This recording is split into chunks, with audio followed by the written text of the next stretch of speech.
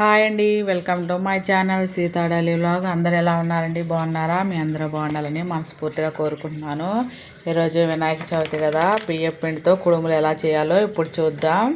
Hi అండి, ఇప్పుడు కుడుములు చేసుకుందాం. నేను పచ్చిపిండితోనే చేస్తాను కాబట్టి దీనికి కొలత అవసరం లేదు. మనకి ఎంత కావాలో అంత పిండి వేసుకోవాలి.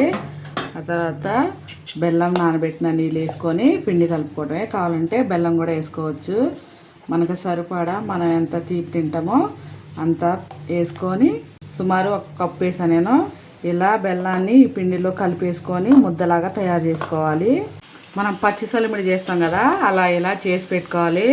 ఇప్పుడు చేతికి నెయ్యి రాసుకొని చిన్న చిన్న ఉండలు చేసుకొని దీన్ని ఇలా కుడుములాగా ఒత్తుకోవాలి. మరీ మందంగా కాకుండా మరీ పలచగా కాకుండా ఇలాగా కుడుములాగా చేసుకోవాలి. చూసారా, ఇలా చేసుకోవాలి. ఇలా చేసుకొని అన్నీ పక్కన పెట్టుకుందాం. అలాగే చిన్న ఉండ్రాలు కూడా ఇలా చేసుకోవాలి. చేసుకొని ఇడ్లీ పాత్రలో వేసుకొని స్టీమ్ చేసుకోవాలి. ఇలాగే అన్నీ చేసుకోవాలి. ఇలా అన్నీ చేసుకొని పక్కన పెట్టుకుందాం. ఇప్పుడు కొన్ని మోదకాలు చేస్తున్నా అండి. స్టవ్ వెలిగించి ప్యాన్ పెట్టాను. దానిలో 1 కప్పు పిండికి 1 కప్పు నీళ్ళు పోస్తున్నా. పిండి కొంచెం చప్పగా ఉండకుండా కొంచెం 2 స్పూన్లు నీళ్ళు కాగనిద్దాం. మంట మీడియంలో పెట్టుకొని 1 కప్పు బియ్యం పిండి వేసుకున్నా. నేను పొడి బియ్యం పిండి వేస్తున్నా అండి. అంతా దగ్గరికి అయ్యేలా కలుపుకోవాలి. ఇలా దగ్గరికి అయింది కదా, ఇప్పుడు స్టవ్ ఆపేసుకొని మూత పెట్టి ఒక 2 నిమిషాలు ఉంచుకున్నా చేసుకుందాం. ఇప్పుడు ఇది కొంచెం గోరెచ్చగా అయింది. వేసేసి ఇప్పుడు ఇందులో కొంచెం 1 స్పూను నెయ్యి వేసి కలుపుకుందాం. మెత్తగా సాఫ్ట్గా అయ్యేలాగా ఒక ముద్దలాగా చేసుకోవాలి.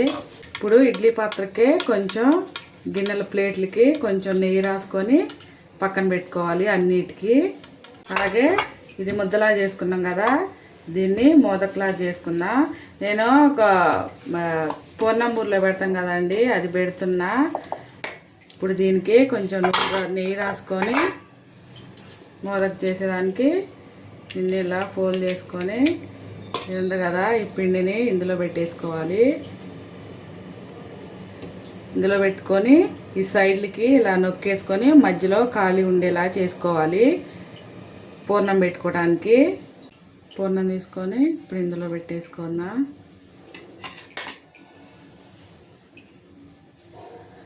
పెట్టేసి గట్టిగా నొక్కేసి పైన పిండిని పెట్టేసుకోవాలి. ఇలా వెనకాల కూడా ఫిల్ చేసుకొని దీన్ని ఓపెన్ చేసుకుందాం. సరే, ఇలా అన్నీ తయారు చేసుకొని ఇడ్లీ గిన్నెలో ఇలా ప్లేట్లో పెట్టేసుకోవటమే అన్నీ. ఇప్పుడు ఇవన్నీ ఒకదాని మీద ఒకటి ఇలా పెట్టేసుకొని దీన్ని ఇడ్లీ గిన్నెలో 1 గ్లాసు నీళ్ళు పోసానండి. ఇప్పుడు దీనిలో పెట్టి ఒక 20 నిమిషాలు స్టీమ్ చేయాలి. మూత పెట్టి 20 నిమిషాలు ఉంచాలి. అయిపోయినాయి.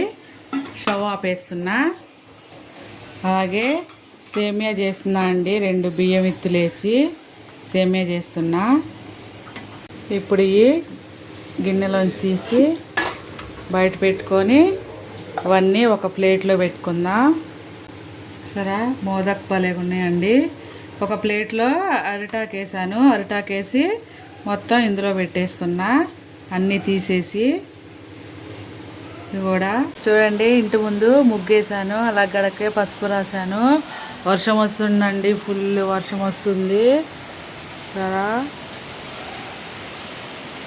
వర్షం వస్తుంది. అలాగే నా గుమ్మానికి మామిడాకులు కట్టేసి పూలమాల వేసేసాను. వర్షం వస్తుంది. రాత్రి నుంచి అసలు వర్షం తగ్గలేదండి. ఏమో నా చెట్లు లోపలికి వెళ్దాం. ఇలా చిన్నగా వేసానండి. వర్షం వస్తుంది, అంతా తడిసిపోతుందని.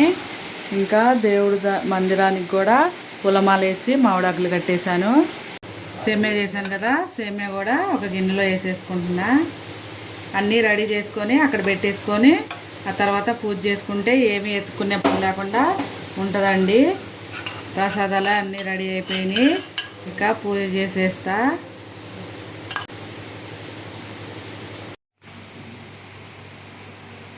హాయ్ అండి, అందరికీ వినాయక చవితి శుభాకాంక్షలు. నేను ఇంట్లో ఎలా వినాయక చవితి చేసుకుంటానో చూపిస్తాను రండి.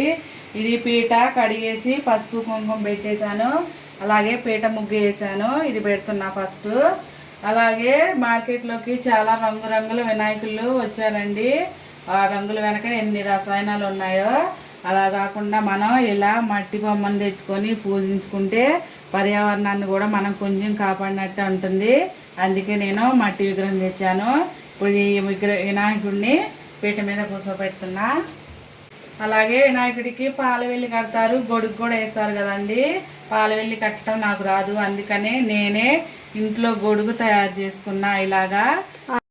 ఇలా గొడుగు తయారు చేసుకున్నాను, నేనే తయారు చేసుకున్నా. ఇప్పుడు దీన్ని వెనకాల పెట్టేస్తా. అలాగే ఇప్పుడు మనం తెచ్చుకున్న పత్రులన్నీ తీసుకొచ్చి పెడదాం. ఇవన్నీ ఆకులు ఒక పక్కనే పెట్టేశానండి. అలాగే ఇవి నేను తయారు చేశాను, పెట్టేస్తున్నా. అలాగే ఇది కాయి, గణేష్కి బొట్టు పెడుతున్నా.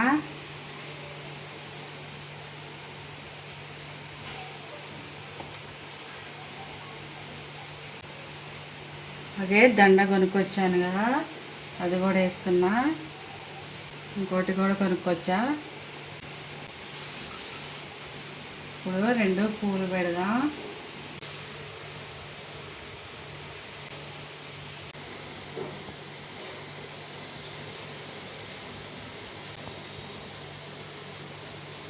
ఇప్పుడు వండుకున్న ప్రసాదాలు తీసుకొద్దాం. కుడుములు, ఉండ్రాళ్ళు, పాయసం చేశాను, అవి తీసుకొచ్చాను, పెట్టేస్తున్నా. అలాగే కూసినన్ని పళ్ళు, నా ఇంట్లో ఉన్న పళ్ళు తీసుకొచ్చి పెట్టాను. అలాగే కొబ్బరికాయ. ఇప్పుడు దీపారాధన చేద్దాం.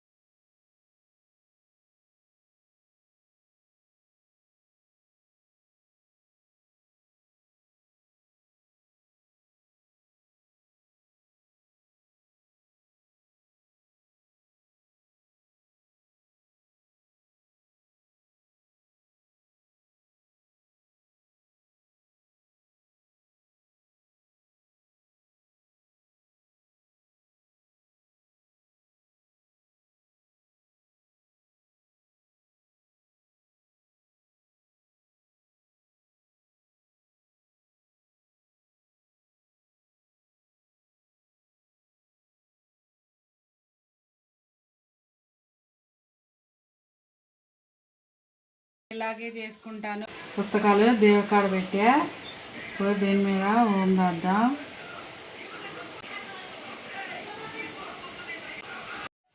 పుస్తకాలన్నిటికీ ఓం రాసేసి అటు ఇటు పెట్టేశాను మా పిల్లలదే.